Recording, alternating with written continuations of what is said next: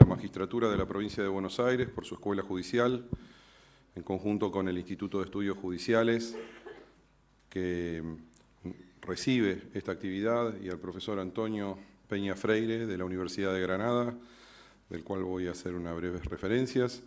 El ciclo se compone de 2 reuniones o 2 jornadas. Consiste en el desarrollo de conceptos sobre el legalismo y el principialismo, principios y reglas y el uso por parte de ellas, por parte de los magistrados y de los jueces en particular. Así que les agradecemos su presencia. Están conectados desde distintos lugares de la provincia y del país otros asistentes. La metodología es tratar de terminar en horario. Hemos comenzado un poco más tarde y les pedimos las disculpas del caso. Agradecemos a Lucía Copa de la Escuela Judicial, del Consejo de la Magistratura. Hay miembros del Consejo. El ministro Daniel Soria se sumará en unos minutos. Y daremos comienzo a esta primera jornada hasta las 16:30, unos 30 minutos finales donde podrán ustedes realizar algún tipo de preguntas. Si no nos alcanza ese tiempo, podríamos utilizar parte de la segunda jornada, que será el próximo miércoles a las 14:30 horas en el mismo lugar. Cada una de las jornadas tiene, para aquellos que se hayan inscrito y quieran hacer uso o quieran certificar esa actividad, tienen 2 controles de lectura sobre trabajos del profesor que ha propuesto en cada una de las jornadas, como de lectura complementaria a la jornada. Hay controles de lectura que son obligatorios para quien quiere certificar la actividad. Esa certificación servirá al uso de la acordada 4093 y del goce de las subcategorías dentro del Poder Judicial, y también tiene la posibilidad de ser acreditado dentro de la Escuela Judicial de acuerdo a la reglamentación del Consejo de la Magistratura. También agradecemos al Colegio de Abogados de la Ciudad de La Plata, que a través de su diplomatura, una de tantas que realiza la actividad académica del colegio, y a través de su subdirector, que está el profesor Grillo Siochino aquí, y los alumnos se han incorporado a este ciclo que tiene que ver directamente con el contenido de esa diplomatura, así que les agradecemos también la presencia de ellos. Antonio Peña Freire es un profesor de Derecho de la Universidad de Granada, y además de profesor de Derecho es filósofo del Derecho, por lo tanto da clases de filosofía del Derecho, piensa el Derecho desde varios aspectos, tiene obras reconocidas en el ámbito académico. La última tiene línea directa con la exposición de hoy sobre legalismo y principialismo, sus diferencias, sus límites, sus contradicciones, sus peligros. Me parece que las jornadas, tanto de hoy como de el miércoles, irán por ese lugar donde está el peligro en usar unas u otras, y cuáles serán esos límites y cuáles son los antídotos contra esos peligros. Seguramente él nos indicará muchas de sus ideas. Al mismo tiempo es un catedrático que tiene una profunda conexión con América Latina, visita frecuentemente varias de las universidades de toda Latinoamérica. Esta es la primera vez en Argentina, espero que no sea la última, y comparte muchos de los debates del derecho. Tuvimos el ciclo del profesor Manuel Atienza previamente a él. Hoy tenemos este primer ciclo con 2 reuniones. Disfrutaremos de sus palabras. Te agradezco, Antonio, por tu presencia, por tu compromiso para venir hasta aquí, hasta La Plata. Estaba en la ciudad de Buenos Aires, tiene algunos compromisos en otras ciudades del país. Te agradecemos muchísimo y agradezco también tu amistad, siempre lo hago públicamente. Vamos a dar comienzo, si te parece. Antonio, muchísimas gracias por estar con nosotros. Tus alumnos, tus alumnas, tus colegas, muchísimas gracias. Muchas gracias, doctor Grajales, querido Amos, querido amigo. Muchas gracias por una presentación tan amable. Me siento muy honrado de estar aquí y, lógicamente, tengo que extender ese agradecimiento a la Suprema Corte de la Provincia de Buenos Aires, a la Escuela Judicial, del Consejo de la Magistratura, en general a todas las personas que junto a ti han colaborado en este proyecto, en este empeño, y que me trae efectivamente hoy aquí. Y cuesta decirlo, después de haber viajado con relativa frecuencia a Latinoamérica, es la primera vez en Argentina, aunque creo que en pocos países tengo tantos amigos como en Argentina, con lo cual las sensaciones de familiaridad, es una sensación cálida, fraterna. Me siento pues muy a gusto, muy acogido y, insisto, muy honrado de estar hoy aquí con todos ustedes. Lógicamente, extiendo también el agradecimiento al magistrado Daniel Soria, creo que ha participado activamente, ¿no?, en esta iniciativa, en esta investigación, y además le agradezco el rato tan agradable que hemos pasado departiendo y, de alguna manera, anticipando algunas de las cuestiones de las que yo quiero hablarles ahora. Bueno, el tema del que yo voy a hablarles es legalismo y principialismo. Es ese prácticamente el título de uno de mis últimos libros. Voy a dar una impresión equivocada. Me tengo por un filósofo del derecho, digamos, reflexivo, y de alguna manera la labor filosófica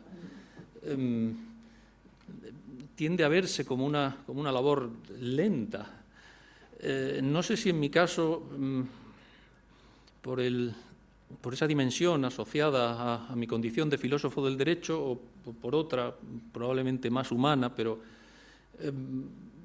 me lleva mi tiempo concluir un trabajo de investigación, una publicación, especialmente cuando es una publicación mayor, como un libro. Pero el año pasado, 2025, fue absolutamente excepcional, porque publiqué no uno, sino dos. Entonces, solo quería simplemente matizar que el legalismo, principialismo, romper las reglas por principio, no es mi último libro, sino el penúltimo. Pero esto es una circunstancia que no se repetirá, créanme, porque no fue fácil, y además esta circunstancia obedece a otras cuestiones. Sí es verdad que algunas de las cuestiones y de los temas de ese segundo libro, que sí que es el último, concepciones de la Constitución, constituciones de reglas, constituciones de principios, constituciones de valores, sí es verdad que sobre los asuntos sobre los que versa esta segunda obra les hablaré fundamentalmente en la segunda de nuestras sesiones, es decir, la semana próxima.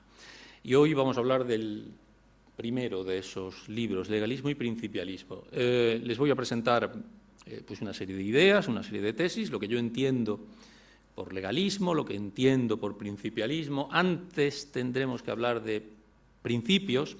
Hablar de principios exige hablar de reglas. Tendremos que saber qué tipo de norma es esta, el principio, qué singularidades presentan los principios en tanto que normas, que están dando tanto que hablar, que a algunos tanto apasionan y a otros, en fin, no causan cierta prevención. Hay partidarios de los principios y hay partidarios de las reglas. No quiero abrir la caja de los truenos, pero si estuviéramos en España diría que hay madridistas y culés.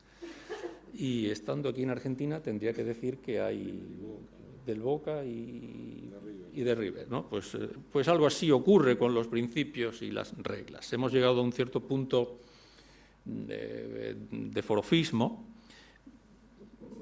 bueno, que tiene su interés, Vamos a ver si yo logro, en estas horas que tenemos por delante, trasladarles a ustedes por qué me interesa a mí este tema y por qué pienso que algunos planteamientos principialistas son preocupantes y que deberíamos de acercarnos a ellos con una cierta prudencia, con una cierta prevención.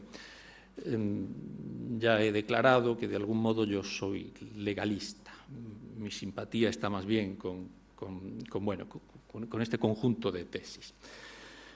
Pero vamos a intentar desgranar esto.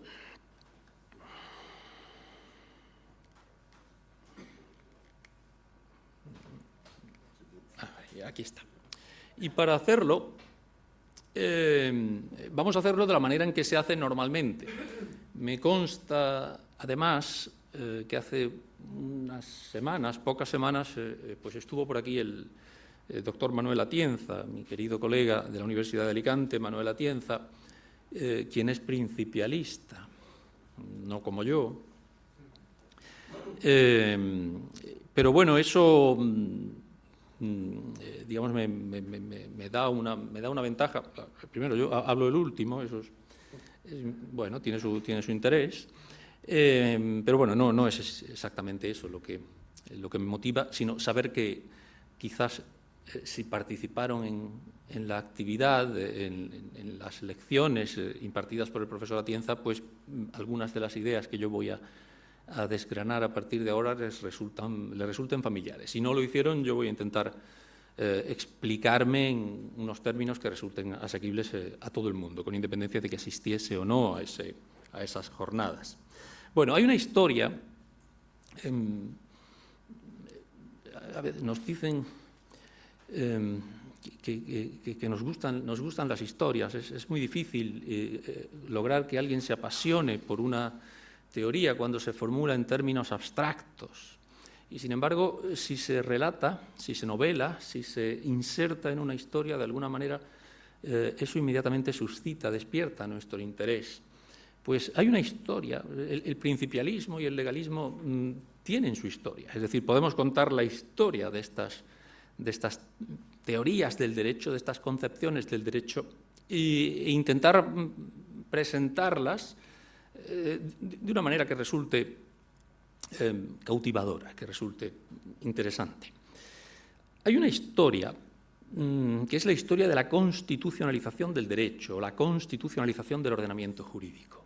Nuestros ordenamientos jurídicos, el mío, el español, el argentino también, los de otros muchos países, en muchos sentidos pues muy familiares, muy próximos, los ordenamientos jurídicos a lo largo de las últimas décadas, según nos cuentan, han sufrido, han conocido determinados cambios que han provocado su constitucionalización.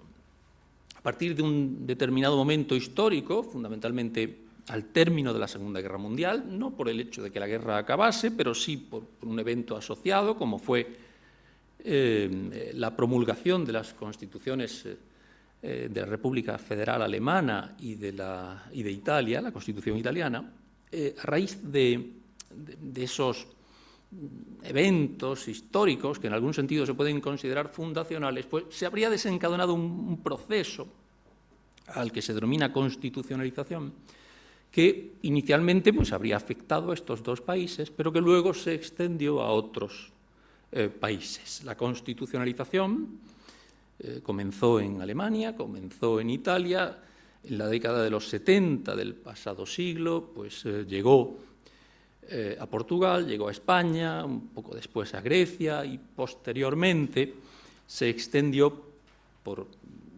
numerosos países, en particular en el ámbito hispanoamericano o latinoamericano.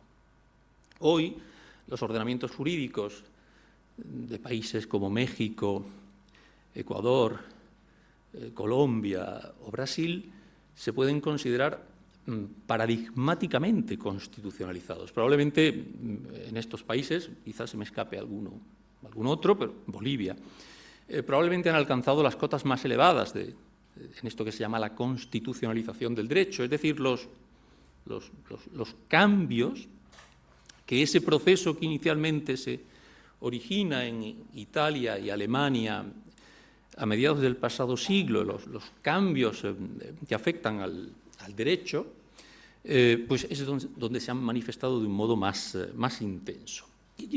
Bueno, ¿y qué fue lo que pasó exactamente? Pues la mera promulgación de estas dos constituciones como tal no fue el desencadenante de este cambio institucional y jurídico.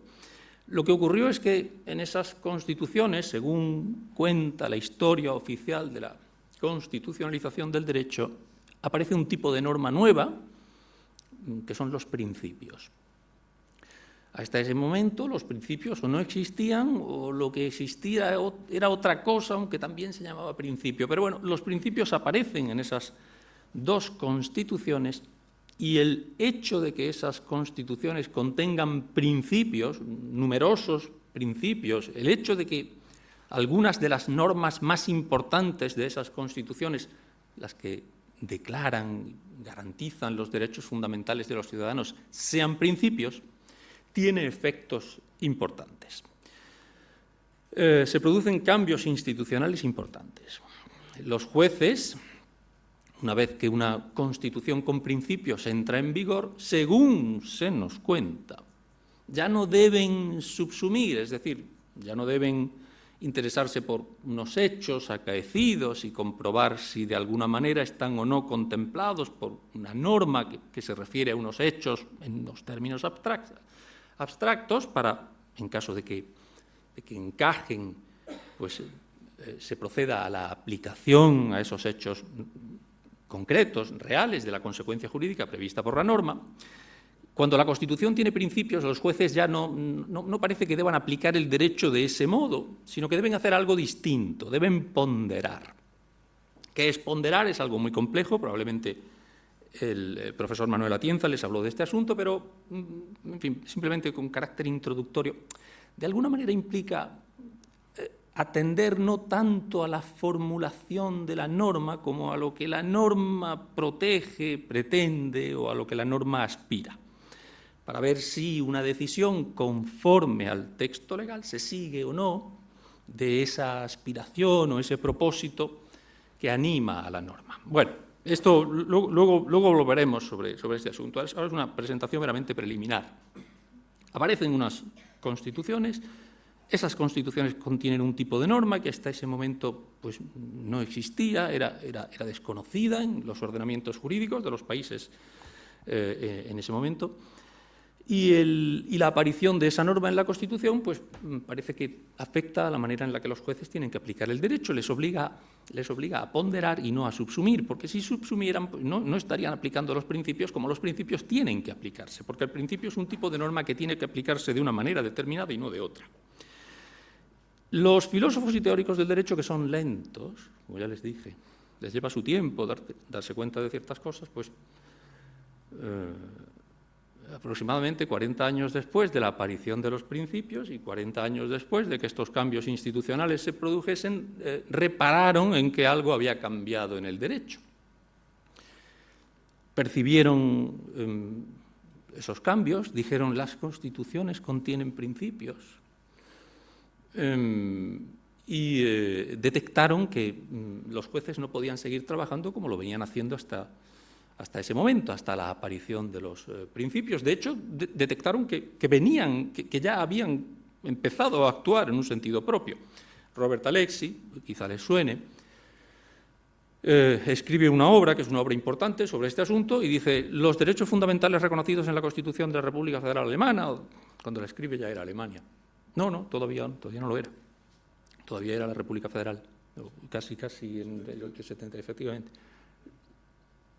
Es la teoría de la argumentación, pero la teoría de los derechos fundamentales es del 89, es posterior, yo creo que coincide, pero bueno, da igual, no recuerdo la fecha, lo mismo porque es posterior a la teoría de la argumentación. Prácticamente coincide, es decir, dice, los derechos fundamentales reconocidos en la Constitución de la República Federal Alemana son principios, y los principios han venido siendo aplicados por el Tribunal Constitucional Federal Alemán de esta manera, y la describe, y describe la ponderación. Tardó casi 40 años en darse cuenta, ¿no?, de que esto había sucedido. Ya he dicho que los filósofos del derecho nos llevamos nuestro tiempo en hacer las cosas, ¿no? En cualquier caso, Robert Alexy y otros filósofos y teóricos del derecho, como por ejemplo Manuel Atienza, pues después de describir esos cambios que ya se habían producido, entiendo yo, digamos, que de alguna manera los promovieron. Los promovieron es una expresión ambigua porque puede significar dos cosas. Promover algo puede significar, es decir, hazlo, no te cabe otra, o puede significar hay distintas maneras de hacer las cosas y yo creo que esta es la más indicada. En mi opinión, y esto es, bueno, es una afirmación que tiene excepciones, lógicamente, pero en mi opinión hicieron más bien lo primero, muchos de ellos. Es decir, dijeron, si una Constitución tiene principios, los jueces deben ponderar. No puede ser aplicada de otra manera y el juez que lo pretenda pues está actuando de una manera errónea. Vive en el pasado, vive en el denostado siglo XIX. Yo no sé qué manía le tenemos en general, en fin, todos al siglo XIX. Dicen que no fue un siglo especialmente violento en comparación, por ejemplo, con el XX, y sin embargo, siempre que se quiere criticar a alguien se le tacha de decimonónico, ¿no? Pero bueno. En fin, esto es un breve inciso. Esta es la historia oficial. Esta es la historia oficial. Y yo creo que la historia no está bien contada, o incluso, me van a permitir, creo que quizás no nos la han contado bien intencionalmente. No lo sé, probablemente no sea correcto en todos los casos, ni para todas las personas, pero por acción o por omisión, la historia no está bien contada y podría no haber sido contada bien. Primero, hay una cuestión muy obvia. Los principios no aparecieron en las constituciones de Italia y Alemania. Los principios existían ya. En el siglo XIX, en los códigos decimonónicos, había los códigos civiles, mercantiles, procesales, había principios, y en las constituciones vigentes antes de estas dos citadas, pues se reconocían principios, se declaraban, se proclamaban principios. Bueno, puede ser que los principios que aparecen en las constituciones de Alemania e Italia sean distintos a los anteriores. Esto no es determinante. Sí que me parece importante también, digamos, lo segundo, ese proceso que se desencadena necesariamente, esos cambios que acontecen de manera irresistible en un ordenamiento jurídico cuando la Constitución que hay en su cúspide incorpora principios, esos cambios, se nos dicen, son irresistibles. Si alguien no sacara de ese dato la presencia de principios en la Constitución, las consecuencias que Robert Alexi o Manolo Atienza dicen que ese dato tiene, pues estaría equivocado. No sería un buen jurista, si es un buen académico, si es un jurista académico, no sería un buen juez, si no pondera. Si una Constitución contiene principios, ser principialista es obligatorio. Y el que no cumpla con su obligación, pues está haciendo las cosas mal. Yo creo que esto no es así. Yo creo que esto no es así. Luego volveré sobre este punto.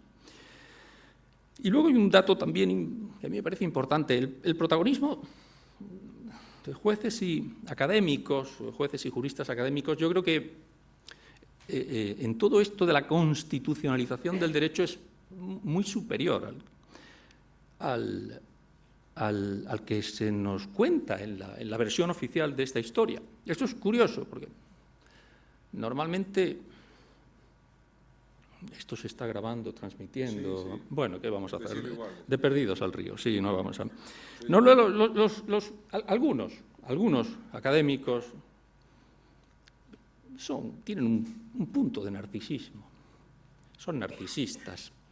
Nada les satisfaría más que pensar que sus tesis filosóficas o teórico-jurídicas han provocado un cambio en la manera en que toman sus decisiones los jueces pues, en un determinado país. Bueno, y si son varios países en un subcontinente, eso ya es un deleite absoluto. Y sin embargo, en esta historia, los los juristas académicos no han asumido ese protagonismo, es decir, han dicho, no, han asumido un papel realmente pobre. Ocurrió algo hace 40 años y ahora nos damos cuenta. Y además nosotros no tenemos nada que ver, quiero decirlo, esto es un proceso que se ha desencadenado, es irresistible, nos limitamos a describirlo. Yo creo que lo que estaban haciendo realmente era alimentando el movimiento de ese proceso. Es decir, creo que personas, juristas de la talla incuestionable, de Robert Alexy o de Manuel Atienza, no se limitaron a describir algo que sucedía, sino que realmente lo animaron, lo promovieron, lo favorecieron. Y quiero pensar, y vamos, a Robert Alexy no lo conozco personalmente, a Manuel Atienza sí, y desde luego es una persona honesta, no tengo absolutamente ninguna duda sobre este punto. Quiero pensar que cuando promueven la constitucionalización del derecho, cuando animan a los jueces a decidir comprometidos con principios, luego explicaré en qué consiste este modelo de decisión, lo hacen por buenas razones, o sea, lo hacen convencidos de que el ordenamiento jurídico resultante de la perfección de ese proceso, es decir, un ordenamiento jurídico constitucionalizado es mejor que uno que no lo está. Si yo estoy convencido de que eso es así, es lógico que lo promueva. Y lo deseable sería incluso que yo hiciese explícitas las razones. Es decir, creo que sería mejor que en las constituciones hubiese principios a que no los hubiera. Creo que sería mejor que los jueces ponderaran y adoptaran un papel pues, más activo, es la expresión que utiliza Manuel Atienza, un papel no activista, pero activo en defensa de los derechos fundamentales, que son principios. Creo que el juez debe ser activo, se puede decir, no hay ningún problema, pero hay que decir la razón por la que se cree y la razón por la que se piensa que es mejor que una alternativa, sea la que sea. Si no se hace, si se dice la constitucionalización ha acaecido y esto es como una marea, como un tsunami, ¿no? Esto es un proceso al que no puede uno resistirse porque si lo hace es decimonónico, pues se actúa, desde mi punto de vista, pues, de una manera que no termina de ser totalmente honesta, porque se promueve algo, pero no se hacen explícitas las razones por las que se promueve. Bueno, esa es mi crítica a esta historia. Y yo voy a intentar de alguna manera justificar mi propia versión de la historia. Y para justificar mi propia versión de la historia, necesito explicarles a ustedes qué es un principio, qué ocurre cuando el derecho contiene principios, o, como a mí me gusta expresarlo, cuando el ordenamiento jurídico se principializa. Constitucionalización y principialización son lo mismo. Los derechos fundamentales son principios, los derechos fundamentales están en la Constitución y eso es lo que ha provocado la constitucionalización del derecho. ¿Qué es un principio? ¿Qué ocurre cuando el derecho se principializa? Y es mejor un ordenamiento jurídico principializado a uno que no lo esté, a un ordenamiento jurídico legalizado, que sería la alternativa. Es mejor que haya muchos principios en la Constitución o sería preferible que hubiese pocos. Si decimos que es mejor lo primero, ¿por qué? Si decimos que es mejor lo segundo, ¿por qué? Y antes de decir por qué, en un caso o en otro, tenemos que interesarnos, lógicamente, por de alguna manera, lo que acredita esa preferencia. Se supone que conocemos cuáles son los efectos de la principialización del derecho, se supone que conocemos cuáles son los efectos, digamos, qué es lo que pasa si nos resistimos a la principialización, y se supone que tenemos una preferencia respecto de una situación o de otra. Valoramos, estamos en condiciones de valorar si es mejor un ordenamiento jurídico principializado como el ecuatoriano o un ordenamiento jurídico no tan principializado como, por ejemplo, pues, pues, el español, o menos principializado aún, como por ejemplo el italiano. Y luego les daré alguna referencia que justifica esta clasificación geográfica o territorial. Es este botón. Bueno, ¿qué sabemos de los principios? Los que asistieron a las clases del profesor Manuel Atienza, pues probablemente esto les resulte reiterativo. Me dirijo en ese caso a los que no asistieron. De principios, como ya les decía, se comenzó a hablar en dos ámbitos distintos, en los Estados Unidos de América, de un lado, y de otra parte en Alemania, en la década de los 70, 80 del pasado siglo, o sea, el último tercio del pasado siglo.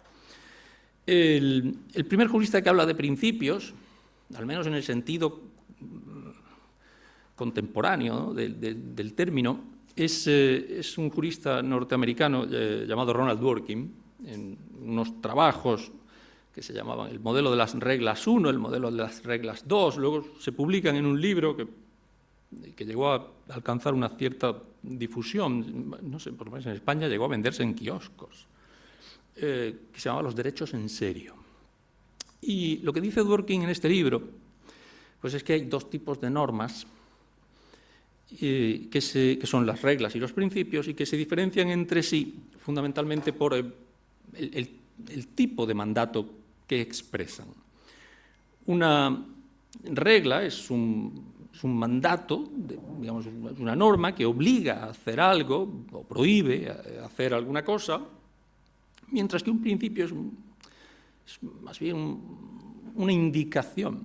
No exige hacer algo, sino que señala una dirección, apunta en una dirección, te dice de algún modo que intentes conducirte en ese sentido, pero sin determinar exactamente los pasos que tienes que dar. Si un juez se ve en la necesidad, resolviendo un caso, se encuentra con una regla, pues suponemos que encuentra ahí una determinación precisa de su decisión. Y dice, soy juez, tengo que decidir conforme a derecho, esta es la norma vigente, es una regla, no me cabe otra posibilidad que decidir lo que la norma establece, porque es una regla. Pero si fuera un principio, no sería una indicación tan precisa, entonces el juez ahí pues tendría un cierto ámbito, un cierto campo de maniobra, y de alguna manera pues podría tomar la decisión que mejor realice ese principio. Vamos a intentar poner un ejemplo para que no hablemos en términos muy abstractos, aunque no es un ejemplo de Dworkin, pero creo que lo puede ejemplificar bien su idea. Viniendo para acá desde Buenos Aires he visto que hay distintos límites de velocidad en la carretera por la que he transitado y bueno, luego me he enterado de que cambian no solo en función de la vía, sino también de una provincia a otra en función del tipo, incluso en la misma vía. Bueno, esto es algo totalmente normal, pero 130, 110. Si yo voy por la carretera y veo un disco circular con fondo blanco, el exterior en rojo y un número 110, 130, yo sé que eso es una norma que me prohíbe circular a una velocidad superior a esa. Entonces, pues, eso es una determinación de mi comportamiento, en tanto que voy manejando el vehículo, precisa. Sería muy distinto si el Código de la Circulación de la provincia dijese pues, que los conductores en la provincia de Buenos Aires deben conducir prudentemente en función de las circunstancias del tráfico o en función de las circunstancias en las que se produce la conducción, se lleva a cabo el manejo del vehículo. Lo primero sería una regla, lo otro sería un principio. Si dice conduce prudentemente, pues bueno, se me señala una dirección, se me dan unas indicaciones, pero bueno, eso, ¿qué tengo que hacer? Pues depende de cuáles sean las circunstancias, depende de qué tipo de vehículo conduzco o manejo, que depende de cuáles son las condiciones del tránsito, depende de si está nublado y el piso está húmedo como hoy, o si por el contrario pues es un día soleado y no tengo el sol enfrente, sino que lo tengo a la espalda. En fin, depende de muchas circunstancias.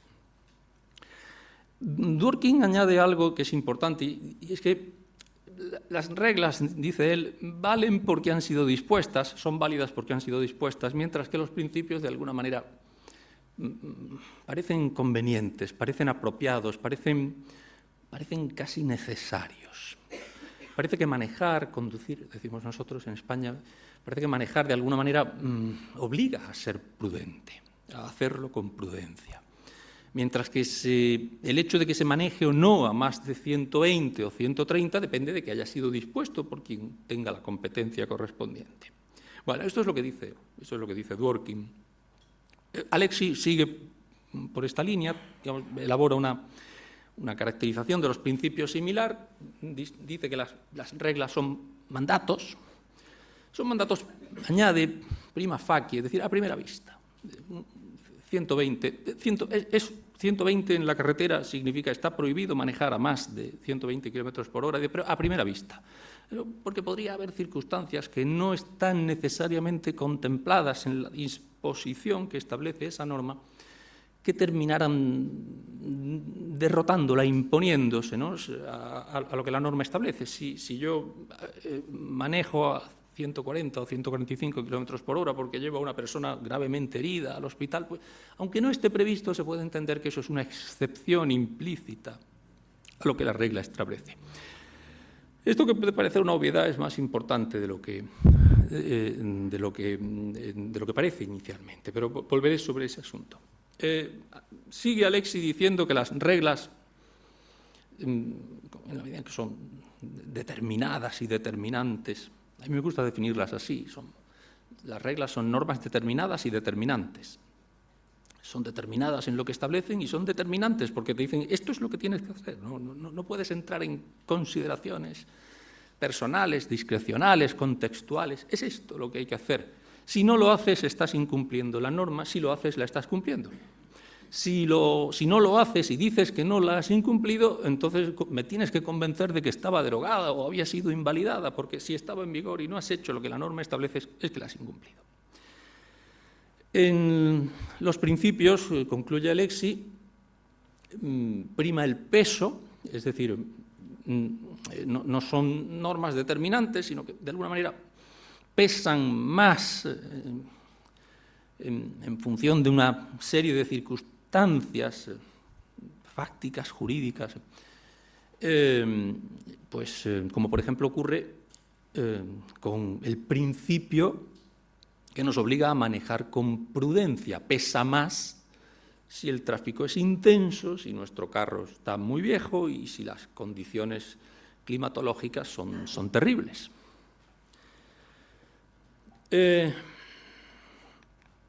Después de mucho tiempo, la verdad es que después de que se formularan inicialmente estas tesis que tan determinantes han sido de lo que ha ocurrido en la filosofía del derecho y en la cultura jurídica en general en mi país y creo que también en el suyo, luego intentaré justificar esto. Después de un cierto tiempo, desde que alguien, por así decirlo, pues lanza al foro público, jurídico, un concepto o una distinción como esta, principios y reglas, uno esperaría que se hubiese producido una cierta clarificación. Es decir, sería, creo yo, esperable que después de 20 o 30 años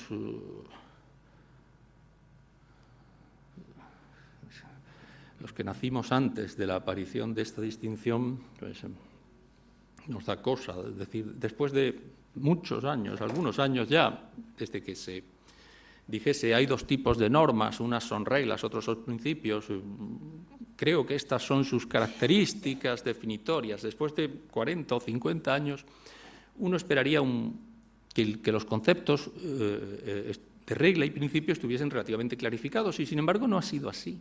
No ha sido así. Han pasado cosas extrañas en esos años. Ha pasado, por ejemplo, que Dworkin se desinteresó, dejó de interesarse en los principios, o por lo menos dejó de interesarse en ellos, como los concebía. Y Alexi, en fin, esto es muy discutible, pero yo creo que también se ha dedicado a otras cosas, la doble naturaleza del derecho y tal, pero ese concepto inicial no terminó, digamos, teniendo el protagonismo en su obra que luego Derechos humanos, Constitución. Efectivamente. Ha pasado también algo que a mí me llama mucho la atención. Yo cuando intento explicar la diferencia entre principios y reglas, digo, inicialmente, al principio, los principios eran algo así como normas venidas a menos. La norma, permítanme en fin, que me exprese en términos coloquiales, la norma FETEN es la regla. Una norma, para ser norma, tiene que ser una regla. Un principio es una norma, de alguna manera, venida a menos. Es una norma defectuosa, es una norma menor. No es tan determinada como la regla, no es tan determinante como la regla. Y, sin embargo, 40 o 50 años después, se nos dice, por parte de partidarios de los principios, que las reglas son derrotables y los principios no. Si a mí me dijeran, si yo fuese una norma y me dijesen, ¿qué quieres ser de mayor? ¿Regla o principio? Esa pregunta formulada en los 70, yo quiero ser regla, pero hoy querría ser principio. Hoy yo querría ser principio, porque si soy principio, soy ponderable, pero nunca derrotable. Pero si soy regla, siempre estoy sujeto a excepciones implícitas. Siempre los principios, los hermanos mayores de las reglas, pueden terminar derrotándolas. Es decir, no es verdad eso que parecía verdad al principio, que las reglas sean mandatos determinados y determinantes. De alguna manera siguen siendo determinados, pero ya no son determinantes. Y los principios que solo indicaban una dirección, al final parece que pesan mucho más de lo que pesan todas las reglas juntas. Entonces, aquí ha ocurrido algo que a mí me parece que está pendiente de una genuina clarificación, es decir, ¿qué ha sucedido? ¿Qué ha sucedido realmente? Seguimos sin saber qué es un principio. Y esto es una de las cuestiones que a mí Esta es una de las cuestiones que a mí me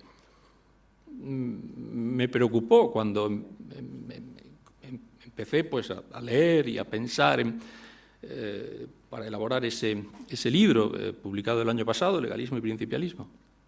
Esa es una de las cuestiones que a mí me preocupó, es decir, no me convence.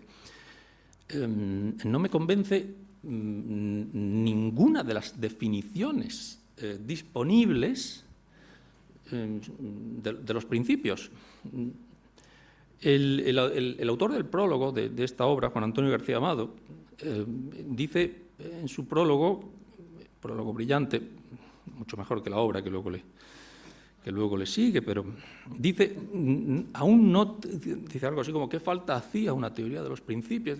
Porque aún no tenemos una teoría de los principios, quizá con la excepción del trabajo de Atienza y Ruiz Manero, las piezas del derecho.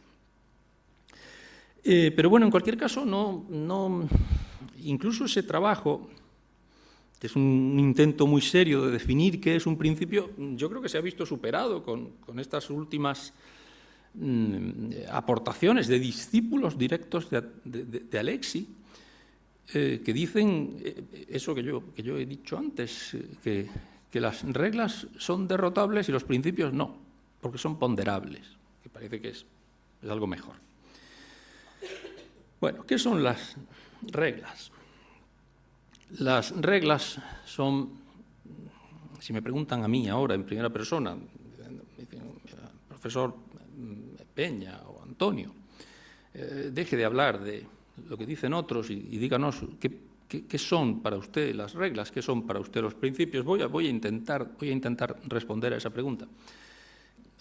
Porque yo no habría podido escribir ese libro que escribí si no hubiese tenido claro, a mi juicio, lo que es un principio, lo que es una regla y las diferencias que hay entre unos y otros. Solo cuando lo tuve claro, de hecho, me embarqué en la tarea de redacción de esa obra.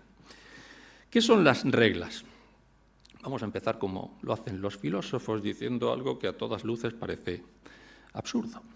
Son normas determinadas y generales. Parece una contradicción, Parece una contradicción y en cierto modo lo es, pero déjenme explicarles, porque creo que es una contradicción que puede ser instructiva, que nos dice cosas sobre las normas en general y sobre todo nos dice cosas de lo que tenemos que hacer con ellas, de lo que debemos hacer con ellas. Si somos jueces nos dice cómo podemos aplicarlas, cuáles son los distintos modelos de aplicación y también, en teoría, pues nos permiten atisbar qué es lo que pasa si decidimos de una manera o de otra.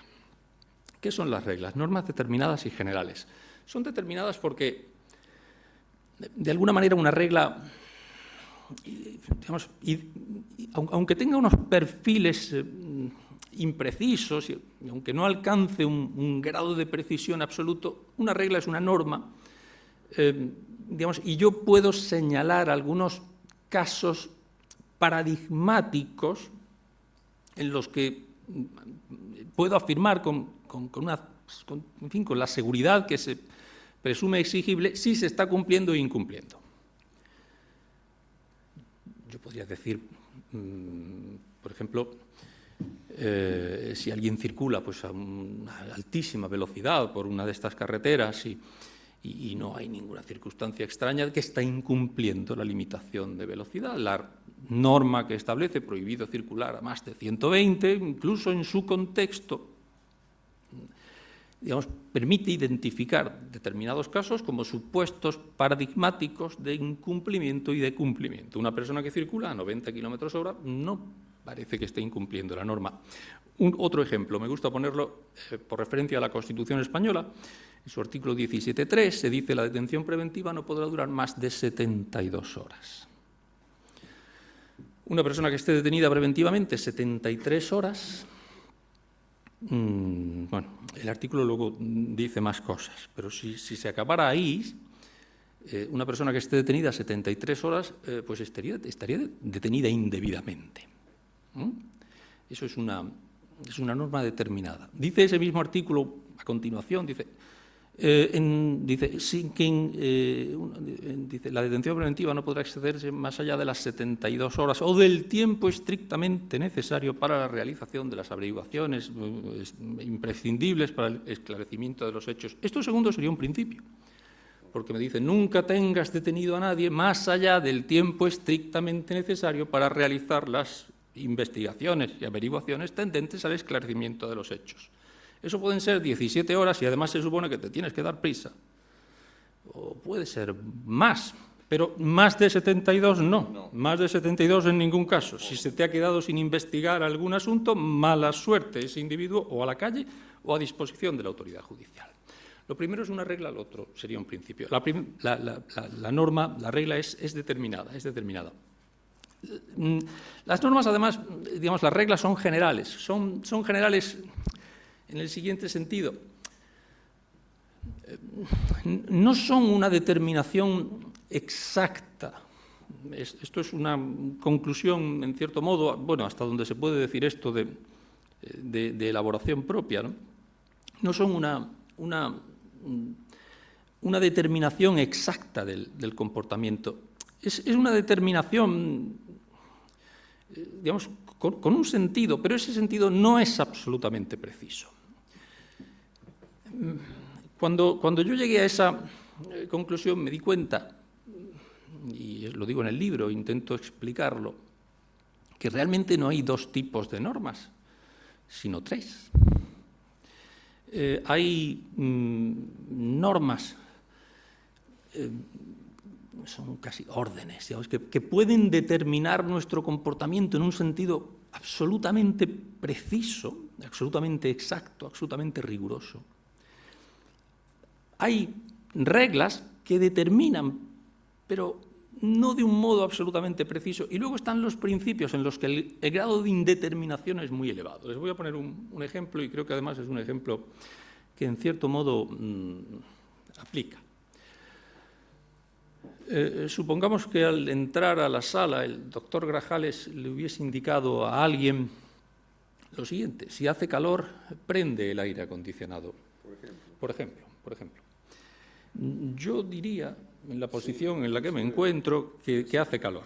No sé si lo habrán notado, porque me brilla un poco me brilla la cara y probablemente esté hasta un poco sonrojado, pero quizás sea el efecto de estos focos, ¿verdad? Que ustedes pudiera ser que incluso si estuvieran en alguna otra zona de la sala, no, esto, bueno, era un ejemplo, pero también tenía segundas intenciones. Yo estoy convencido de que parece que sabía lo que iba a suceder. Parece que sabía lo que iba a suceder. Les aseguro que esto lo tengo escrito desde hace mucho tiempo. Si hace calor, quien pueda que haga algo para que refresque. Sí, era el calor antes de entrar. Bueno, eso, yo entiendo que eso es una regla. Si hace calor. Es posible que, esto se explica de una manera muy simple, quiero decir, si la temperatura en este momento en la totalidad de la sala, en todos sus rincones, en todos sus puestos, fuese pues, la que es habitual en la ciudad de la que vengo en verano, 42 grados, 43, 44, si la temperatura aquí dentro fuese de 44, 45 grados, todos estaríamos de acuerdo en que hace calor. Y si el doctor Grajales hubiese dado la indicación a alguien de que si hace calor debes prender el aire, todos estaríamos de acuerdo en que esta persona ha incumplido la indicación recibida. Si fuese una orden, pues habría incumplido la orden. Si la temperatura en la sala fuese de 2 o 3 grados bajo cero, pues creo que todos estaremos de acuerdo en que no tendría mucho sentido hacerle caso a alguien que levantara la mano y dijera, por favor, prendan el aire porque hace calor. Estaríamos todos tiritando de frío y pensaríamos pues, que esta persona pues, no sé, pues, está loca o tiene algún otro tipo de problema, ¿de acuerdo? No se daría la ocasión para que esa norma tuviese que ser ejecutada, llevada a la práctica, ni por tanto tendría ningún sentido reprender a la persona encargada de prender el aire si a 4 grados bajo cero no lo ha encendido. Es que lo reprochable sería que lo hubiese hecho. Las normas, me van a permitir que vuelva para atrás, las normas, cualquier norma se dirige a alguien, le dice que haga algo y le dice que haga algo en unas determinadas circunstancias. Esta es la estructura de toda norma. Esto hay muchas maneras de expresarlo. Nos lo han explicado diciendo que tienen un supuesto de hecho y una consecuencia jurídica, ¿no? Si hace calor, entonces tienes la obligación de prender el aire. Bueno, a mí me gusta explicarlo de otra manera. Las normas se dirigen a alguien a quien le dicen que debe hacer algo en unas circunstancias determinadas, si se dan unas circunstancias determinadas. Si yo digo, si hace calor, quien pueda, que haga algo para que refresque, eso es una norma, tiene esos 3 elementos. Es decir, se dirige a alguien, o sea, quien pueda, le pide hacer algo para que refresque y le pide que lo haga si hace calor. Cualquiera de esos 3 componentes de toda norma podría estar expresado en unos términos, digamos, generales, que son estos, o precisos. El doctor Grajales podría haber dicho, suponiendo que hubiese, imaginémoslo, no es demasiado difícil, pues un termómetro digital en la sala que todos estuviéramos viendo, el doctor Grajales podría haber dicho, cuando la temperatura que marca ese termómetro supere los 24 grados, pues alguien, no lo sé, señalándolo nominalmente, pues tú, usted, quien sea, debe prender el aire acondicionado. Eso es muy distinto a lo anterior. Si hace calor, quien pueda que haga algo para que refresque. Si la temperatura excede los 24 grados, tú debes encender el aire acondicionado. Es absolutamente preciso, es absolutamente específico. Dice cuándo, dice quién y dice qué. quién es el sujeto destinatario, qué es lo que debe hacer esa persona. Debe prender el aire acondicionado, no debe obsequiarnos con un refresco de cola fresco, ni debe regalarnos un abanico, ni debe abrir las ventanas, debe prender el aire acondicionado.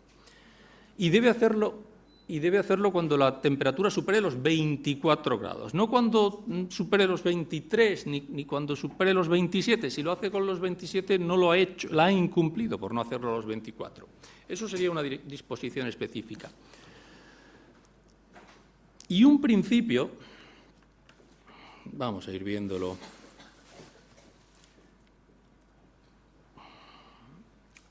Un principio sería algo así como decir: quien corresponda que haga lo indicado en el momento apropiado.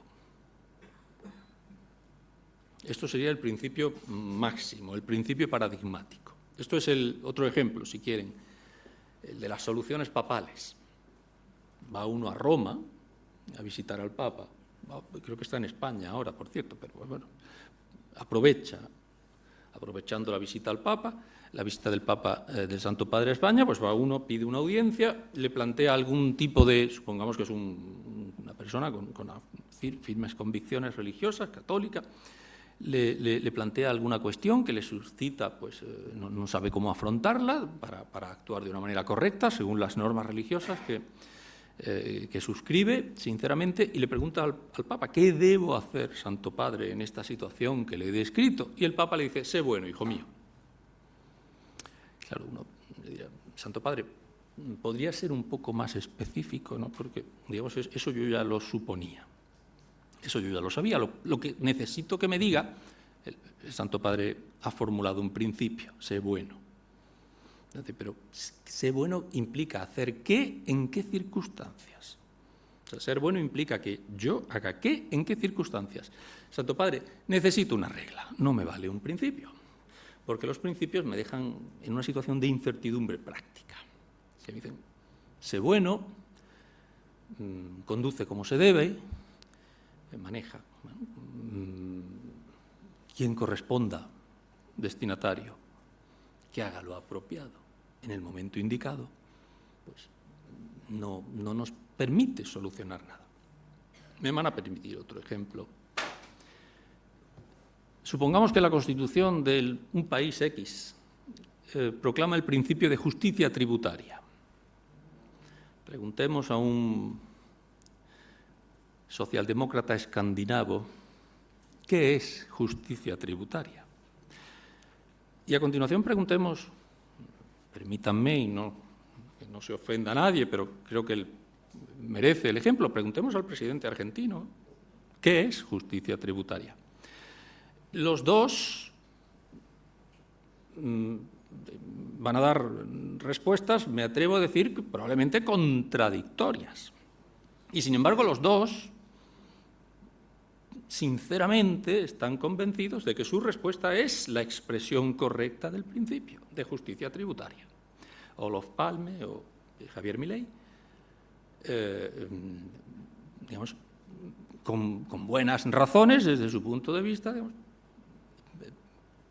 proponen como acciones, digamos, que especifican, que dan la clave del sentido de un principio, el principio de justicia tributaria, pues, digamos, políticas que son antitéticas, que son contradictorias. Esto es característico de los principios. De lo que yo entiendo por principio, ¿no? Que no significa que sea la norma que está en el artículo tal, porque esto es un concepto. Si quieren, no les estoy contando ahora mismo nada del derecho, por así decirlo. Les estoy contando, en mi cabeza hay 3 ideas y se las estoy describiendo. Y digo, por favor, escúchenme, porque creo que cuando ya me haya explicado y me hayan comprendido, eso les ayudará a entender lo que sucede cuando un ordenamiento jurídico se principializa o cuando un ordenamiento jurídico se reglaliza. Eso les ayudará a entender lo que pasa cuando las normas constitucionales se redactan en términos como estos o cuando se redactan en términos como estos. Órdenes, directivas específicas, lo radicalmente opuesto a los principios. No tenemos, por lo tanto, dos tipos de normas, les decía, sino tres. Y la diferencia entre unas y otras, entre todas ellas, es el grado de generalidad o el grado de determinación. Los principios son normas absolutamente generales. No son normas determinadas. Grado de generalidad 100, grado de determinación 0. Las directivas específicas son justo lo contrario, las órdenes son justo lo contrario. Cuando la temperatura supere los 24 grados, tú enciendes el aire acondicionado. No vengas con refresco porque te voy a sancionar a no ser que prendas el aire. Directivas específicas, órdenes, grado de generalidad 0, grado de determinación 100. Me decían en la comida que la cultura jurídica y la Universidad Argentina tiene una impronta kelseniana importante para los kelsenianos. Una directiva específica sería justo lo que va antes de un acto de ejecución material, en los términos kelsenianos. El acto de ejecución material es una indicación que solo una acción le da cumplimiento. Todas las demás implican hacer otra cosa que no es lo que se requiere. Pues la directiva específica sería lo que va antes. Pues mañana a las 10:30 usted será lanzado del domicilio que ocupa indebidamente. Solo hay una cosa que se puede hacer y solo se puede hacer en un momento determinado y afectar a esa persona, que es el lanzamiento, etc. Bueno, y en medio están las reglas. Si hace calor, no es lo mismo que decir si la temperatura supera los 24 grados. Pero tampoco es lo mismo que decir cuando proceda. Cuando proceda es absolutamente general. Cuando la temperatura supere los 24 grados es absolutamente específico y si hace calor es general y determinado. Recuerdan que les dije que las reglas son mandatos generales y determinados. Son lo que está entre esos principios paradigmáticos y esas órdenes, digamos, con respecto a las cuales solo hay una acción posible, solo hay una acción exigible.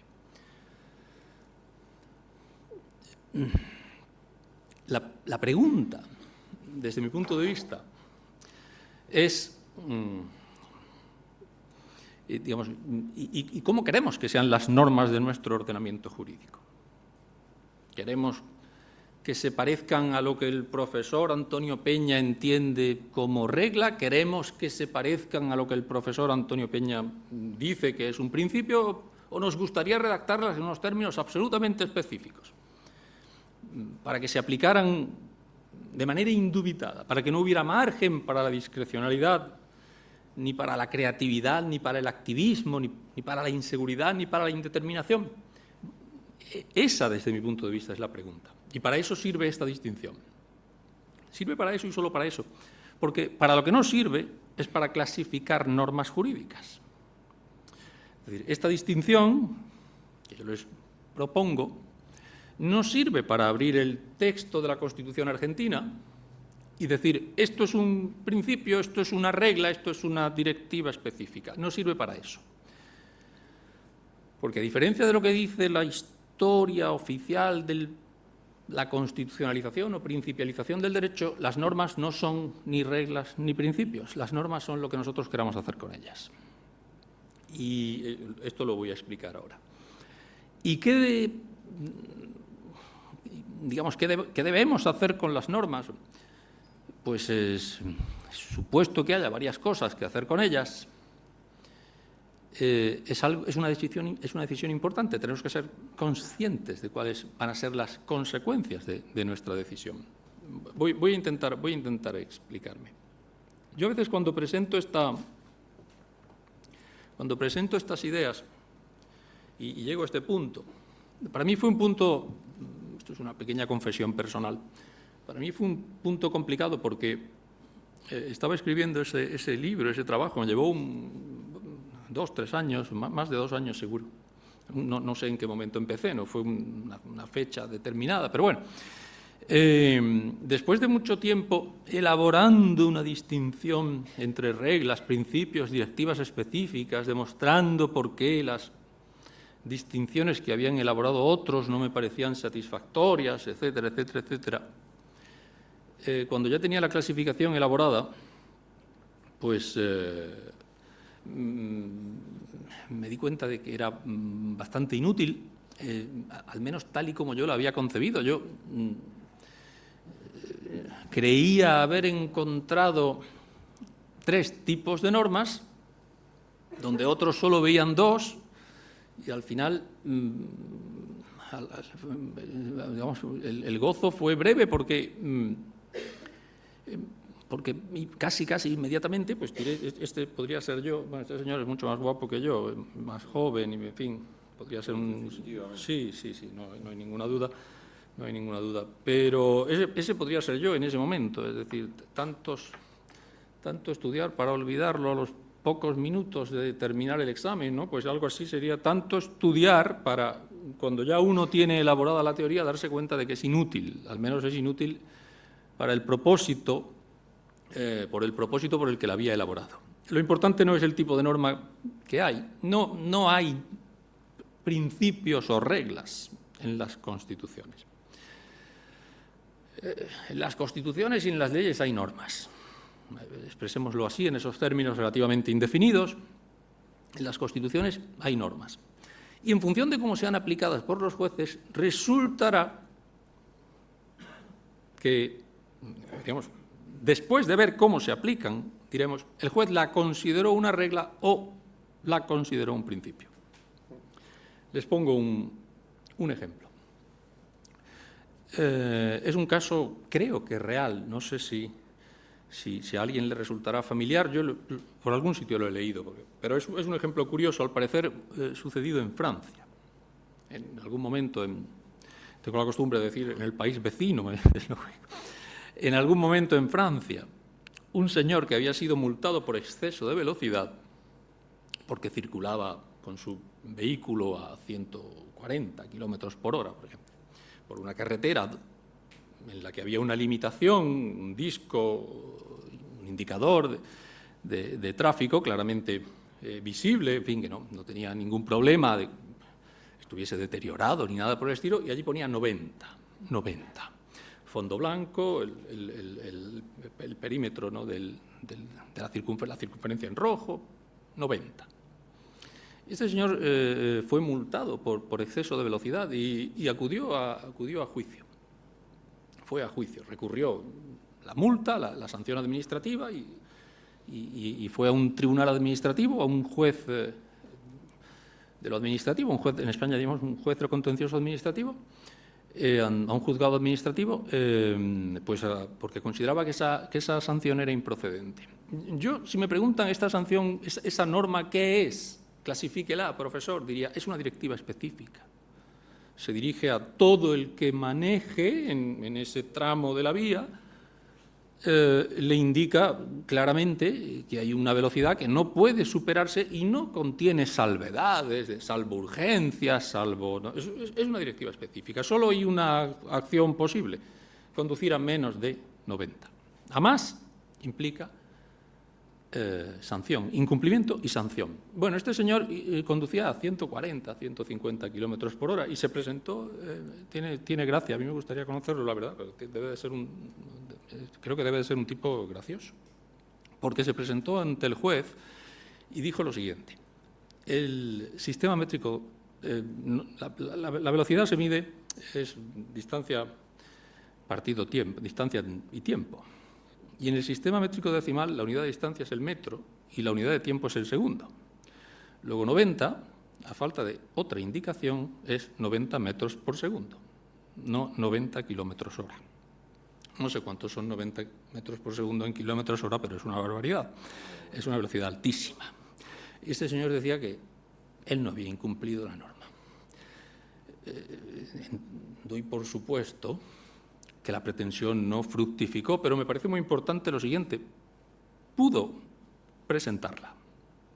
Es decir, existe un procedimiento para el que personas que han sido sancionadas por exceso de velocidad en unas circunstancias como esas, con una norma tan específica, tan determinada en su formulación, existe un procedimiento en el que uno puede permitirse cuestionar la relevancia o la aplicabilidad de esa norma a un caso que le afecta. Este señor pudo recurrir esa sanción porque la ley de la jurisdicción contencioso-administrativa francesa se lo permitía.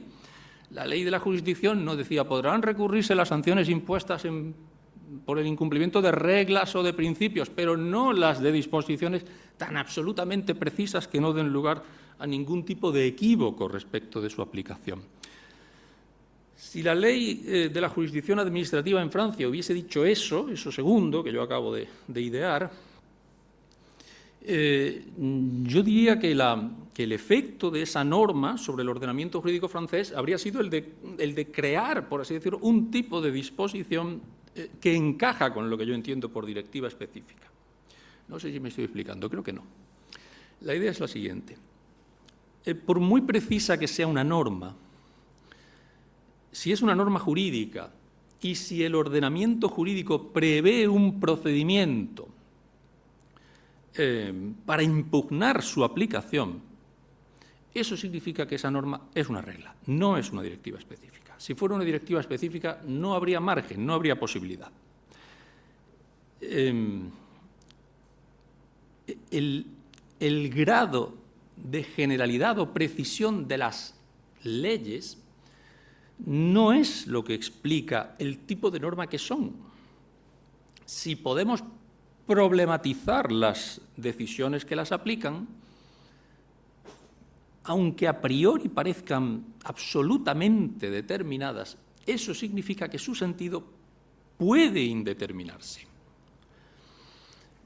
En teoría, si una norma fuese una directiva específica, podría aplicarse unilateralmente. Es decir, en teoría, si el legislador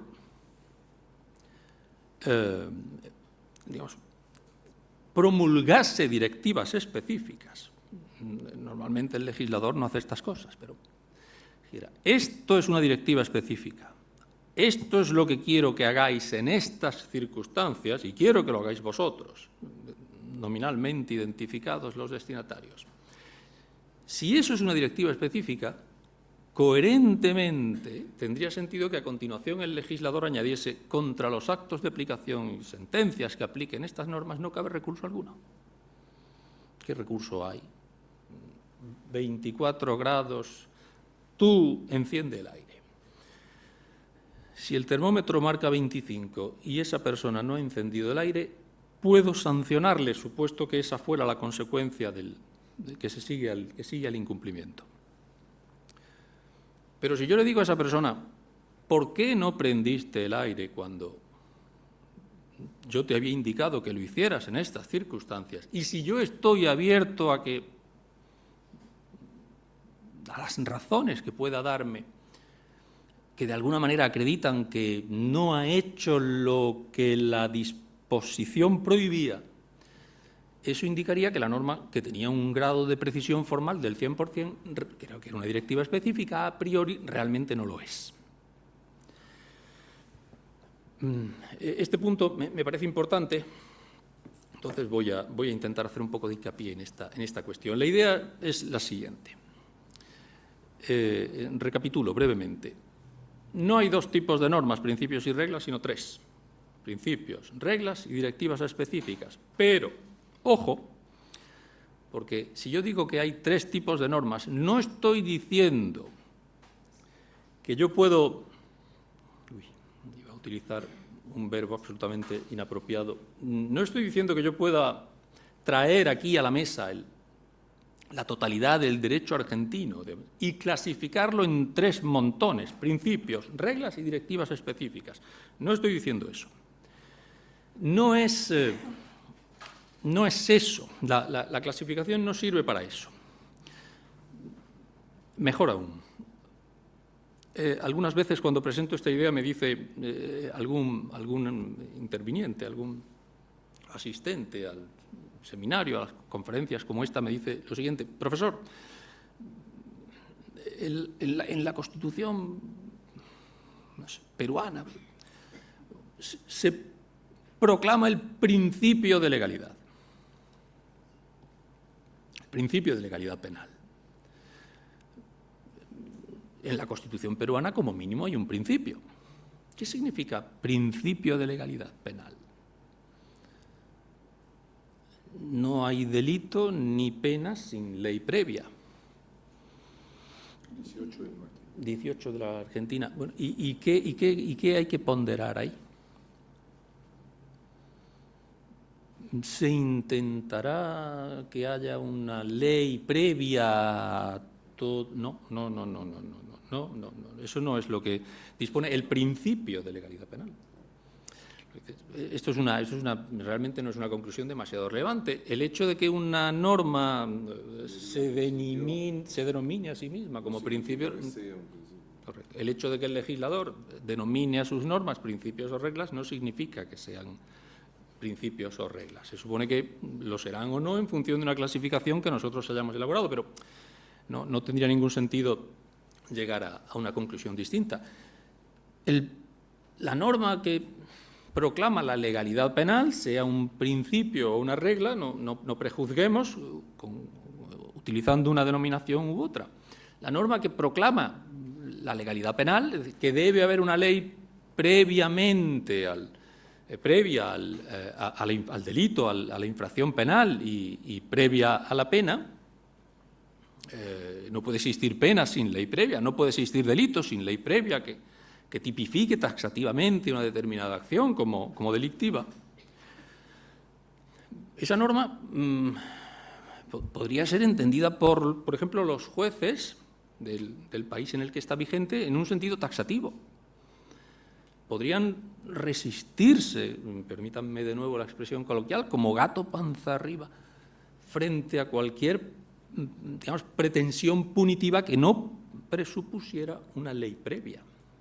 O, por el contrario, podría ser entendida como un mandato de optimización. De lo que se trata es que el legislador intentará que haya una ley previa, pero en determinadas ocasiones podría ocurrir que un acto fuese tan socialmente reprobable que estuviese justificada la punición, aunque no existiera una ley previa al mismo. Si los jueces interpretan ese artículo 18 o 9 en el caso 18 en el caso de la Constitución argentina, 9 en el caso de la española, es común en prácticamente cualquier ordenamiento. Si los jueces interpretan esa norma en un sentido taxativo, en un sentido determinante, lo que la conclusión a la que yo tengo que llegar es que es una regla.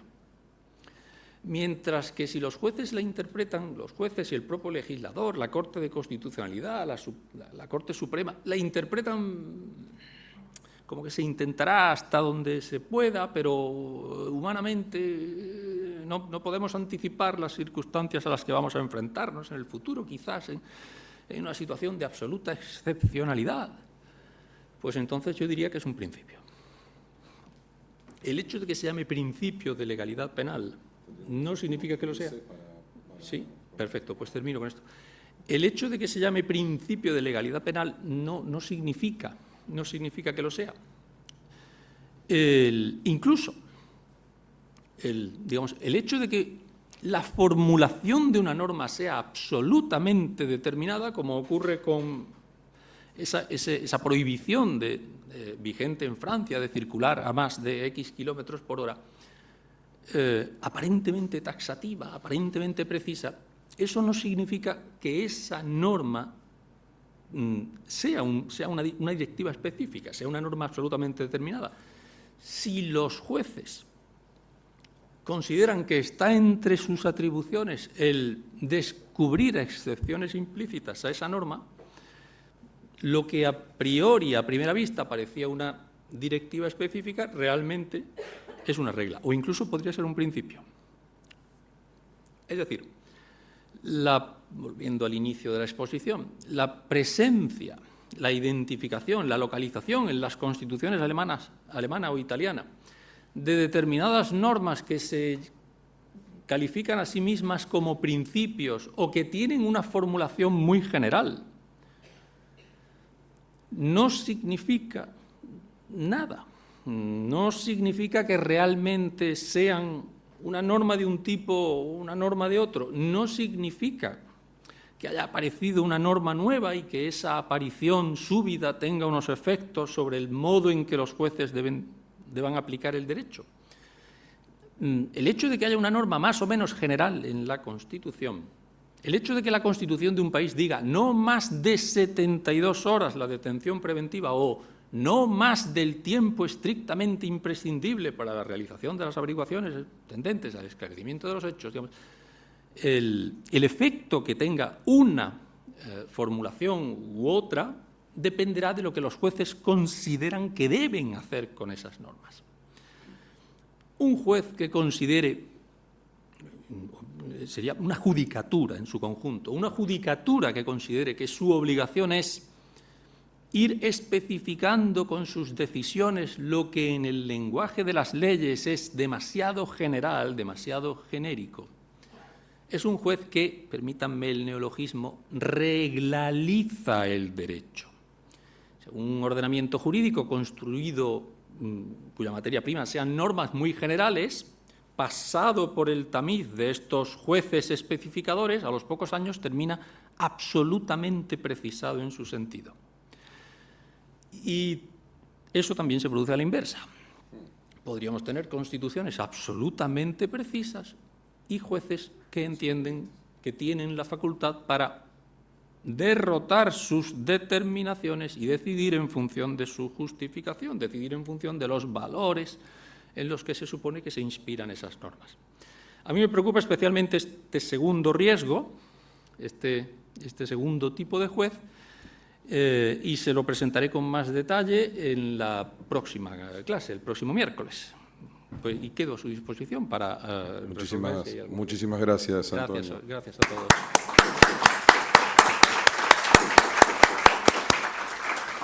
Abrimos brevemente, queremos ser puntuales, a preguntas, si tienen, hay un micrófono y cada uno puede hacer un aporte o una pregunta, haciendo el pago pertinente, por supuesto, por pregunta. Pero igual somos principialistas en eso, así que pueden abiertamente poner lo que quieran. Si te lo dan a ti, lo compartimos. Sí, no hay ningún problema. Si quieren, rompo yo el hielo, hacemos un par de preguntas y después, si no hay, las dejamos para la próxima. Yo tengo 72 preguntas. Primero, agradecer, primero algunas reflexiones sobre la disertación y además la buena idea del Consejo. La única mala idea es que me tocó moderar en las dos oportunidades, tanto del Consejo como del Instituto, pero no es común que un Consejo de la Magistratura y la Suprema Corte, a través del Instituto de Estudios Judiciales, hagan una sesión de 4 reuniones con uno de los filósofos más destacados del mundo, que es principialista, claramente, y a continuación traiga otro filósofo del derecho muy destacado en Europa para que diga que todo lo que dijo el filósofo previo en realidad es de muy buenas intenciones, pero que tiene unos errores conceptuales bastante importantes. Seguramente si lo trajéramos a Manolo de nuevo diría lo mismo de Antonio, y lo que yo puedo certificar, porque soy conocido, me siento muy contento de ser amigo de los dos, es que se dicen esas cosas y después se van a comer un asado juntos, no hay ningún tipo de problema, lo hemos visto así, no es una cuestión completamente irracional, sino que desde la academia se pueden tener distintas posturas. Y me parece muy interesante el planteo de los principios y las reglas hacia un auditorio específicamente de pretensos jueces o fiscales o magistrados o defensores y de jueces y funcionarios judiciales y empleados judiciales. Bueno, no tanto jueces, pero funcionarios judiciales y empleados que están preocupados en cómo usar esas reglas y esos principios, y creo que hoy me parece una buena reflexión. Muchas veces cuando dijeron que estaban aplicando principios se confundieron terminológicamente o no ponderaron y dijeron que usaban principios, y en algunas otras oportunidades diciendo que usaban reglas, en realidad estaban realizando un procedimiento racional propio de los principios y no de las reglas. Hay una confusión, no solamente terminológica, sino también conceptual respecto a cómo se razona en reglas y cómo se razona en principios.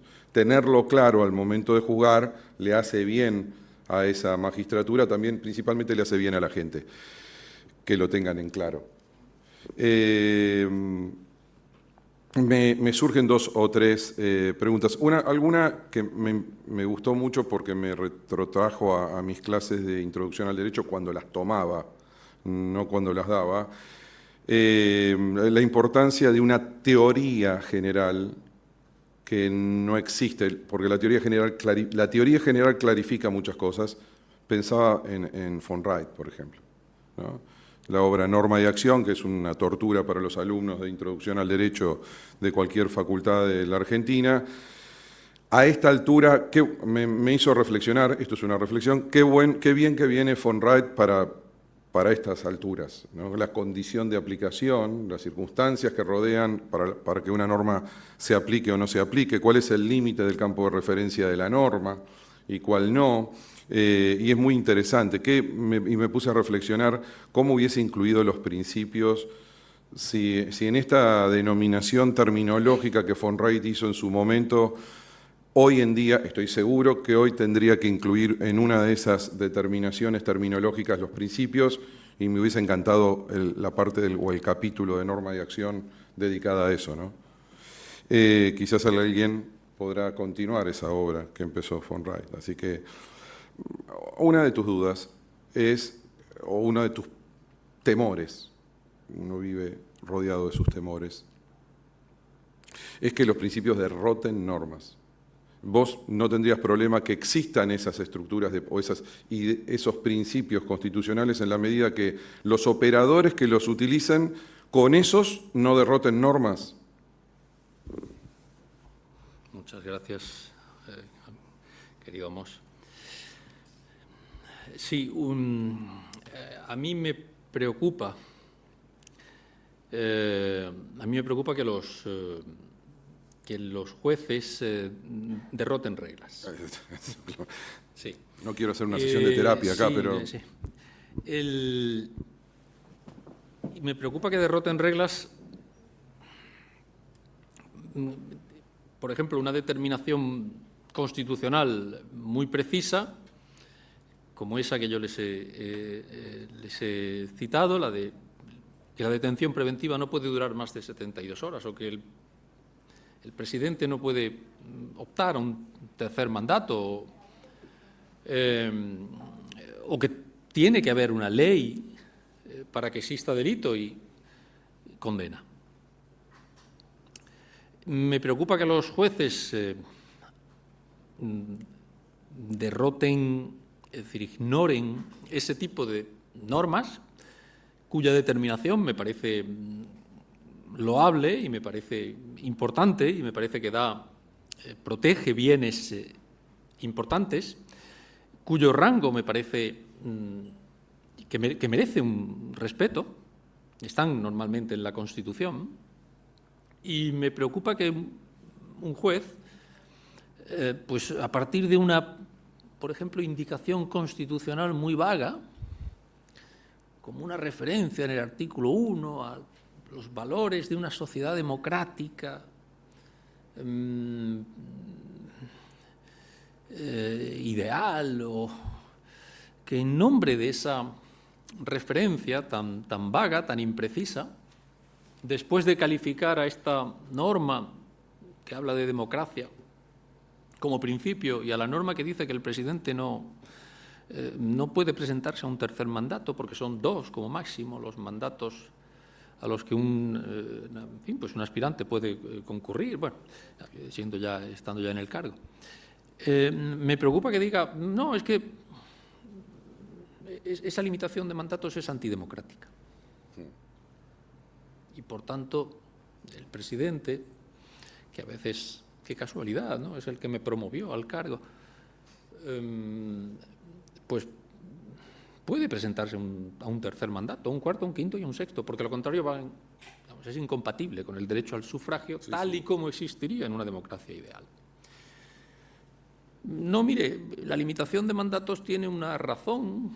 Alguien consideró, por una razón que en principio es exhibible, no me parece un despropósito, ¿no? Para evitar pues, que determinados individuos pudieran enquistarse en el poder, para promover una cierta y sana renovación de las personas que ocupan los cargos, pues alguien estableció una limitación de mandatos, está en la Constitución y tiene un sentido preciso y rango constitucional, insisto, y a partir de una indicación absolutamente imprecisa, a partir de la lectura de lo que en términos ideales es una democracia y lo que no es una democracia ideal, que solo existe en la cabeza de quien resuelve el amparo del candidato que no ha sido, digamos, cuya candidatura no ha sido admitida a las elecciones por el hecho de que ya ha ocupado en 2 ocasiones el cargo al que aspira, una tercera. Me preocupa que en función de esa consideración, que a mí me parece absolutamente vaporosa, personal y muy respetable, pues se ignore una determinación constitucional. Porque si, en fin, las normas, lo que dicen las leyes, pues podrá gustarnos o no, pero el hecho de que lo digan tiene virtudes importantes. Quien dispuso que no se puede concurrir a más de un tercer mandato, dejó claro lo que quería. Y quien dice que todas sus decisiones están inspiradas en el principio de dignidad de la persona y que la dignidad de la persona es lo que la Constitución dice que es la dignidad de la persona, cuando la Constitución dice lo que la dignidad de la persona es, porque si no lo dice exactamente, entonces el principio de dignidad de la persona está en otro sitio. Pues a mí eso me preocupa, porque eso en otro sitio que es la idea del juez. En otro sitio que es en la propia cabeza, del juez. La propia cabeza de quien decide, efectivamente. Se supone que la Constitución, esto es avanzar el sentido de la próxima sesión, pero vamos a terminarlo. No es el caso de Manuel Atienza, perdón, al que yo considero un principialista moderado. Sí. Y eso es importante, ya lo explicaré la semana próxima. Pero hay principialistas radicales. Que dicen: la Constitución no es lo que el texto de la Constitución dice, sino lo que debería decir. Cuando lo que la Constitución dice coincide con lo que debería decir, yo lo aplico y cito el artículo 17, 18, 19, pero cuando el texto de la Constitución no dice lo que debería decir, entonces le ignoro y decido en función de lo que yo entiendo que debería haber dicho ese texto. Esto significa no ya que el juez derrota una norma porque la considera inconstitucional, sino que derrota el texto de la Constitución porque lo considera contrario a lo que desde su punto de vista, que no deja de ser un punto de vista estrictamente moral, debería haber dispuesto la Constitución. Y la Constitución no es lo que este juez diga que debería haber dispuesto, sino lo que en su texto dispone, por lo menos hasta cierto punto. Ahí hice una directiva ostensiva con mi dedo y mucho gusto, doctor. Muy clara su exposición. Rescato 3 puntos y quiero finalizar con la pregunta. La primera, esta idea suya de que hay filosofías descriptivas que en realidad son performativas de una manera de pensar, esta hiperconstitucionalización del ordenamiento que termina poniendo en riesgo paradójicamente todos los derechos, porque ninguno queda bajo el tinglado de una norma firme. La segunda idea que me gustó es la historia, pensar que los principios fueron como ascendiendo. Primero eran secundum legem, después prater legem, y ahora pueden funcionar contra legem bajo el argumento de que están en la Constitución y que la Constitución es superior a toda la pirámide. Y ahí viene el tercer punto y la pregunta, que es la alteración de las fuentes del derecho. Nosotros acá teníamos una escalera, un método que era por escalera hacia los principios, que era: si hay ley clara se resuelve con eso, si no hay ley se va a las leyes análogas, a los principios generales de la materia, eventualmente a los principios generales del ordenamiento y la equidad.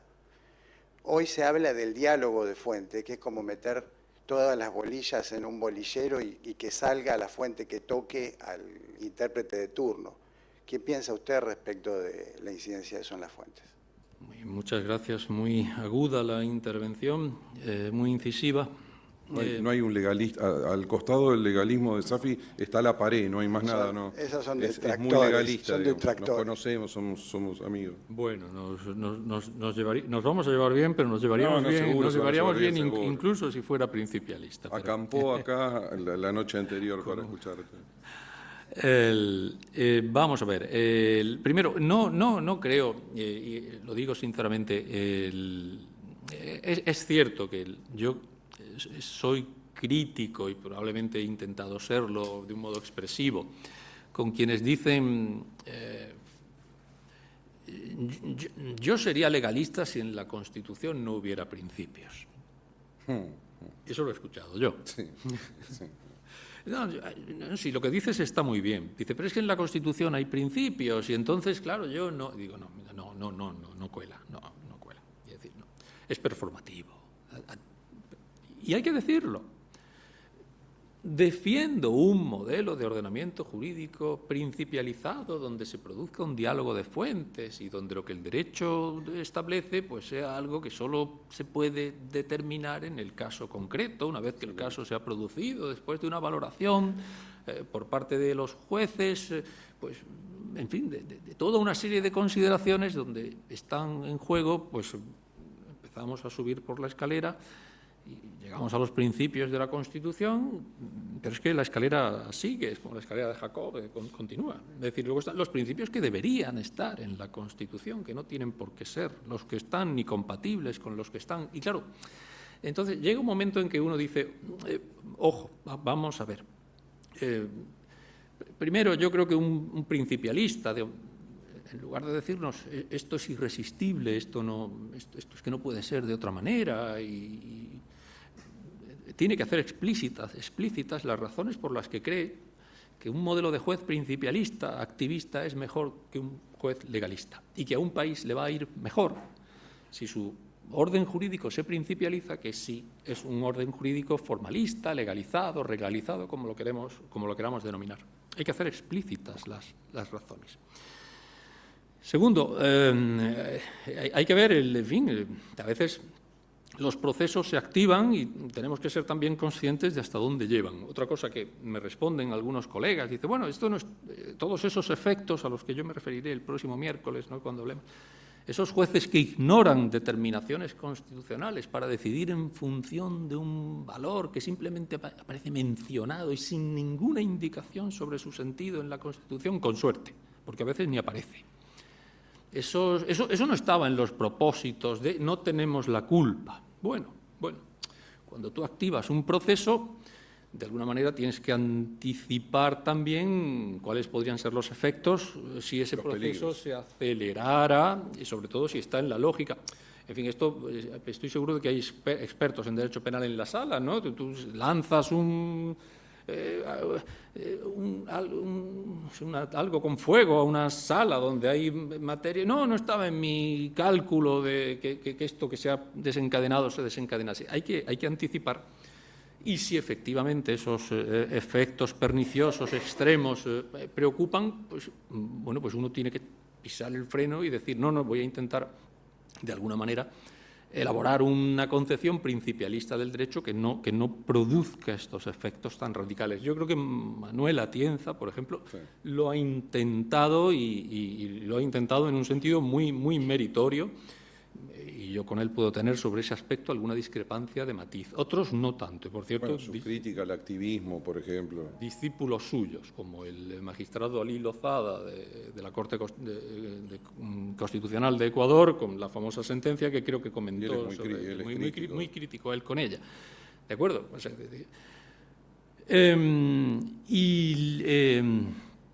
y el último comentario que no recuerdo sobre, estas referencias al diálogo de fuentes o a decisiones particularistas, pues yo insistiría, quiero decir, si en serio, si pensamos que así nos va a ir mejor, si pensamos que los derechos fundamentales valores básicos, pues se van a ver mejor reflejados, mejor expresados si instruimos a los jueces desde las facultades de Derecho a las escuelas judiciales, si instruimos a los jueces a que sean activistas, a que se vean a sí mismos como garantes de derechos últimos y no como aplicadores de normas, si de verdad pensamos que haciendo eso nos va a ir mejor, pues dígase. Otros pensamos que no e intentamos demostrar que, por ejemplo, el respeto al rango constitucional es bueno, es importante. ¿Me dejas hacer un aporte para después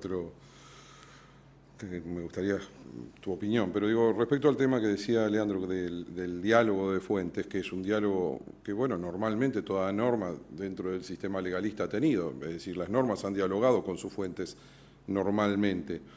Quizás ahora es como muchas otras veces, la determinación de qué significa ese diálogo de fuentes, que es hacerle decir algo que la norma no dice, es decir, dialogar con fuentes que no están normativizadas o no están reglamentadas en el ámbito constitucional o convencional y hacerle decir algo que la norma no dice. Bueno, no es ese sentido. El sentido de la idea del diálogo de fuentes es que sea razonable y dentro del sistema normativo. Es un sistema autoritativo.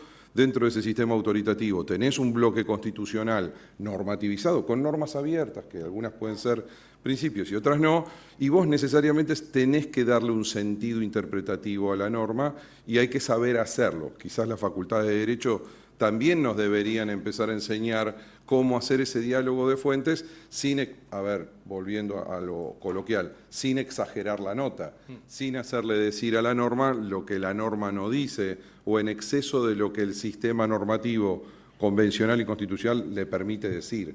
Esa es mi reflexión, si coincidís. Vamos a ver, yo así a priori no tengo nada en contra de la ponderación, por ejemplo, o del diálogo de fuentes. Lo que ocurre es que qué es ponderar y qué, pues ponderar, digamos, pueden ser distintas cosas. Se puede ponderar una norma constitucional muy indeterminada y se puede ponderar el valor que protege y tener en cuenta el posible conflicto que la protección de ese valor digamos, plantea en relación a otras normas y otros valores de la Constitución y, en función de eso, ir elaborando una serie de indicaciones jurisprudenciales sobre esa norma originariamente muy indeterminada, muy abstracta. O se puede entender que la presencia de un valor en la Constitución, que el hecho de que la Constitución hable de la justicia, sin más especificación, significa que toda decisión judicial tiene que ser justa y que, por lo tanto, cualquier determinación, sea legislativa o sea un precedente judicial relativo al sentido de una norma constitucional, es meramente provisional, es meramente indicativa, no es vinculante. Y que es esa especie de, lo que decíamos antes, ¿no?, convicción íntima, ¿no? La libre convicción. Esa íntima convicción del juzgador en el caso íntima concreto, convicción de que la norma dice esto. Es que mi solución es justa, pero es contra Constitutionem, pero es justa. Y la Constitución habla de justicia. Y si no hablara de justicia, es que ¿cómo no va a ser justa una Constitución? Está implícito. Bueno. Pues ya está, ahí hemos acabado con el ordenamiento jurídico. Bueno, yo creo que podemos darle un nuevo aplauso y lo esperamos el miércoles que viene, ¿no?